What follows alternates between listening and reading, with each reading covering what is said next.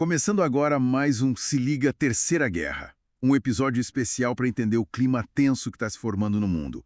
Conflitos se intensificam, potências se movimentam.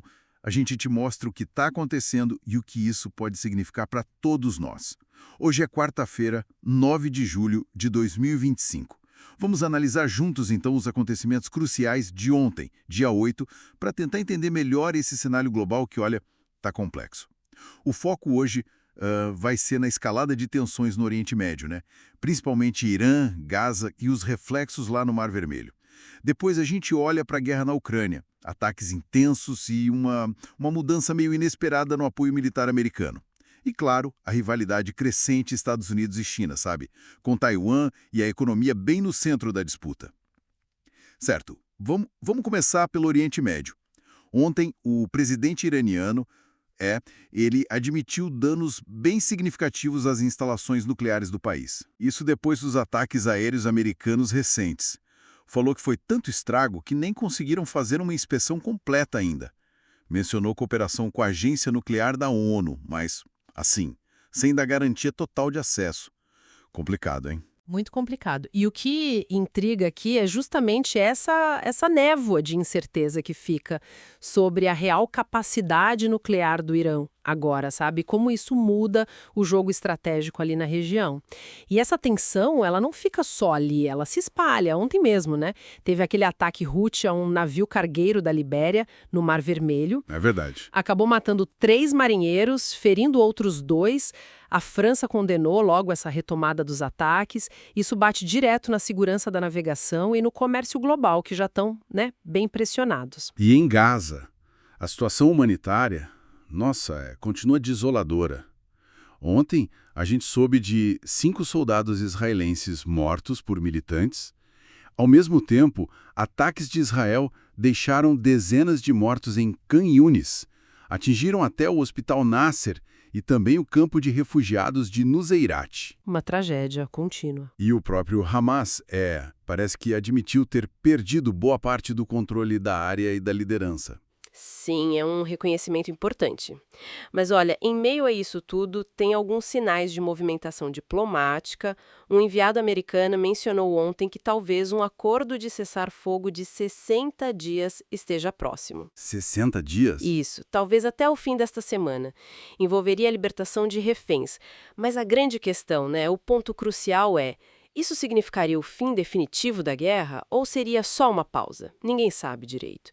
E para complicar mais, tem relatos de conversas entre Netanyahu e Trump sobre migração voluntária de palestinos, um termo bem carregado, né? Nossa, muito. E, do outro lado, o presidente francês Macron pedindo cessar-fogo e reconhecimento do Estado palestino.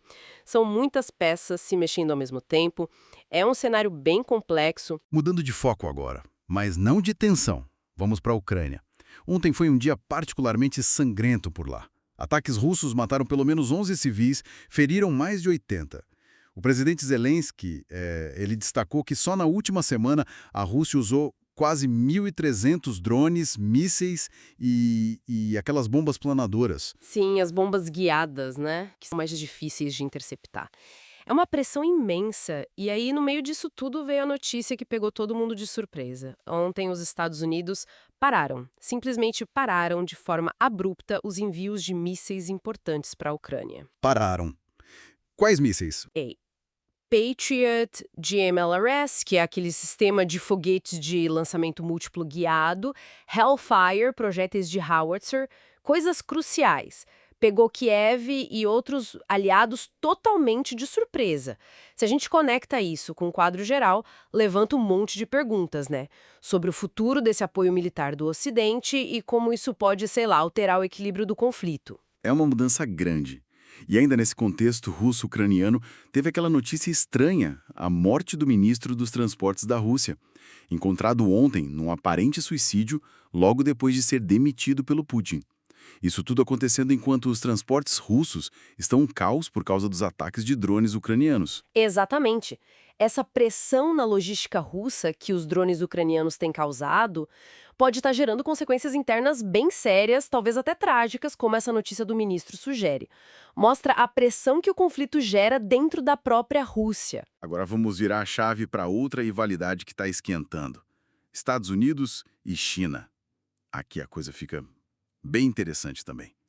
Ontem o secretário de Defesa americano, Pete Hegseth, ele fez um alerta bem forte. Disse que um ataque militar da China contra Taiwan poderia ser iminente e que teria consequências devastadoras. Palavras pesadas. Muito pesadas. E a China, como resposta, mantém aquela presença naval constante ao redor de Taiwan, né? Não é de hoje. E aí, ontem mesmo, Taiwan começou os exercícios militares anuais deles, os Hanquang. São 10 dias de manobras. 10 dias? Sim. E dessa vez com equipamento novo dos Estados Unidos que acabou de chegar. Sistemas de foguetes HIMARS, o sistema de foguetes de artilharia de alta mobilidade, e tanques M1A2 Abrams.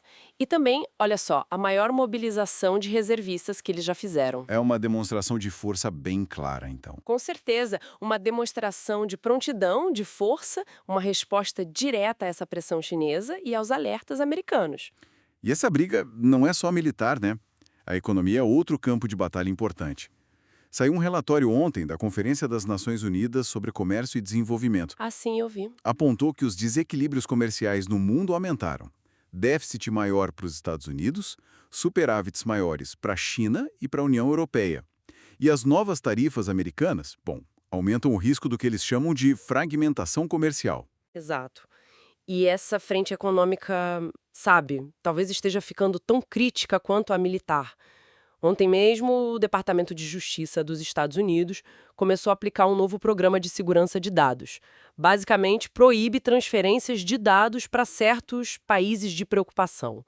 É uma medida que, claro, afeta diretamente a China, aprofunda ainda mais essa divisão, essa fragmentação tecnológica e econômica entre as duas grandes potências. Só para fechar esse giro global rápido. Ontem, a Dinamarca assumiu a presidência da União Europeia. O foco deles é defesa e a adesão da Ucrânia. A China facilitou vistos para cidadãos de 74 países. E os Estados Unidos atualizaram regras de vistos para alguns países também. Movimentações mais diplomáticas, digamos. Ufa, muita coisa acontecendo pelo mundo, né? A gente espera que essa análise tenha ajudado a, conectar um pouco os pontos e dar uma visão mais clara desse cenário todo. Com certeza. Agradecemos a companhia nesta análise dos eventos de ontem, 8 de julho. É realmente fundamental continuar acompanhando esses desdobramentos todos, porque eles estão muito interligados. Isso aí.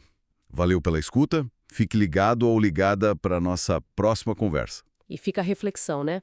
Com essa pausa americana no envio de armas para a Ucrânia, bem na hora que aumentam os alertas sobre Taiwan, qual será o próximo passo estratégico das grandes potências? E como essa teia, essa interconexão de todos esses pontos de tensão pode acabar redesenhando o equilíbrio global, talvez, nos próximos dias ou semanas? Fica a pergunta.